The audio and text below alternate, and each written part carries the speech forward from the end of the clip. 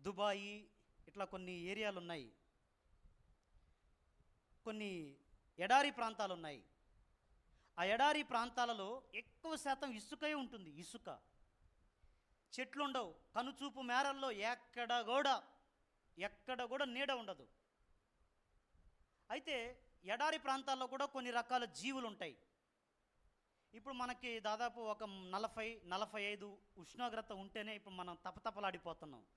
Dubai, Abu Dhabi, అలా కొన్ని Muslim countries ఉన్నాయి. అలాంటి కంట్రీస్లో తక్కువలో తక్కువ 50 డిగ్రీల సెంటీగ్రేడ్ ఉంటుంది. అక్కడ పనిచేసే వర్కర్లు సైతం, ట్రాక్టర్లు నడపని వాళ్ళు, జేసీబీలు ఉన్న ఎవరైనా సరే, ప్రతి వర్కర్, ప్రతి వాహనానికి ఏసీ ఉంటుంది.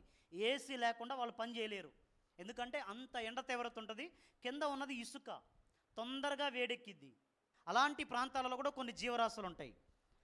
ఆటిల్లో ఆ ఎడారి ప్రాంతాల్లో కొన్ని కప్పలు తిరుగుతూ ఉంటాయి. ఎడారి కప్పలు ఎందుకు అని అంటే, పొద్దున వాతావరణం చాలా చల్లగా ఉంటుంది. ఇసుకలో చిన్నగా ఎండ పొద్దెక్కే కొద్దీ అవి అప్పటిదాకా ఆ ఇసుకలోనే ఉన్నాయి. కానీ వాటి ఆ ఉష్ణోగ్రత పెరిగే కొద్దీ పాపం నీడని వెతుకుతా గంతుతా ఉంటాయి. అటు ఇటు గంతుతూ ఉంటాయి. అలాంటి ఆ ఎడారిలోనే అక్కడక్కడ కొన్ని రకాల పాములు కూడా ఉంటాయి. అవి వేటాడటం చాలా సులభం.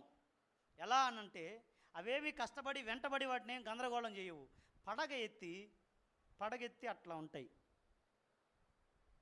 పడగెత్తి అట్టుంటాయి. ఈ కప్పలు అడి తిరుగుతా పడగెత్తి ఉన్నాయి కదా, నీడను వెతుకుతాయి. ఈ పాము నీడ అంత దూరం పడిద్ది కదా.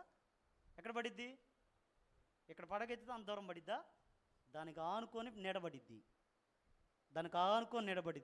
ఆ కప్ప అడి తిరిగి వచ్చి ఆ నీడకు వచ్చిద్ది. దాని ఫీలింగ్ ఏంటో తెలుసా? ఇంతసేపు కష్టపడ్డాను ఈ ఎడారిలో, ఎక్కడెక్కడో తిరిగాను, నాకు ఎక్కడ నీడ దొరకలేదు. అది అట్టనే ఉంటుంది, కదలదు, అట్టనే ఉంటుంది. ఆ నీడకు వచ్చిన తర్వాత పెద్దగా కష్టపడదు, జస్ట్ అట్లా ఇట్లా తిరిగి మింగేసిద్ది. ఎందుకు మింగింది అది అంటే, ముందు నీడ ఇచ్చింది. ఎందుకంటే అది కష్టకాలంలో ఉంది కాబట్టి, అది ఇబ్బంది పడుతుంది కాబట్టి నీడిచ్చి కొద్దిగా అది సేద తీరక మునిపే దాన్ని వైనం చేసింది. ఎంతోమంది మనుషుల జీవితాలు కూడా ఇలాగే ఉంటాయి. అర్థమైందా? ఆకర్షణకను ఏదో ఒకటి ఎప్పుడు గుర్తుపెట్టుకోవాలా. మనల్ని ఏదైనా ఒకటి ఆకర్షించింది అంటే, ఆ ఆకర్షణ తర్వాత నీకు మిగిలేది ఆవేదన మాత్రమే. ఏదైనా ఒకటి నిన్ను ఆకర్షించి పదే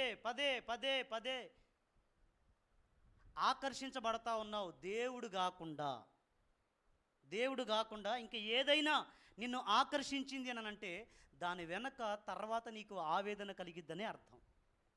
చాలామందికి ఆ విషయం తెలీదు. ఆకర్షణకు వెళ్ళి ఆవేదనను మిగిల్చుకున్నటువంటి వాళ్ళు కుప్పలుగా ఉన్నారు. ఇక్కడ ఉన్న వాళ్ళని కూడా నేను కదిలిస్తే సాక్ష్యం ఇస్తారు. అవునన్నా, నేను కూడా ఒకప్పుడు ఆకర్షణలకు లోనై ఆవేదన మిగిల్చుకున్నాను అని చెప్పేవాళ్ళు కుప్పలుగా ఉన్నారు. ఆ పొరపాటే జరగకపోతే ఎంత బాగుండేదన్నా, ఆ సంఘటనే నాకు ఎదురు కాకుండా ఉంటే ఎంత బాగుండేదన్నా అని చెప్పేవాళ్ళు కుప్పలుగా ఉన్నారు. ఇందులో విశ్వాసి, పరిచారకుడు, సేవకుడు అనే మినహాయింపు ఏం లేదు. ఇది ఎవరికైనా ఎదురైద్ది. హృదయానుసారుడు అన్నటువంటి దావీదుకు సైతం ఎదురైనప్పుడు ఆ ఆకర్షణకే దావీదు లోనయ్యాడు. ఆ ఆకర్షణ తుదకు ఆవేదనను మిగిల్చింది.